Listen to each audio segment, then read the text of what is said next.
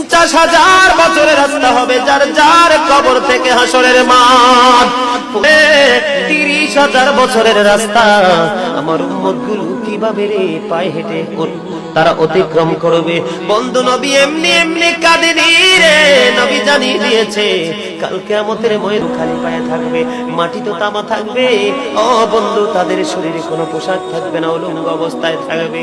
এমন মা আয়েশা প্রশ্ন করলো, গো প্রাণের নবী, জানতে মনে চায় নবী গো, এই যে আপনার উম্মতগুলো উলঙ্গ অবস্থায় খালি পায়ে সবাই থাকবে গো নবী, তারা কি নারী পুরুষ একসাথে? কয় হ্যাঁ, নারী পুরুষ কেউ কারো দিকে নজর দিবে না।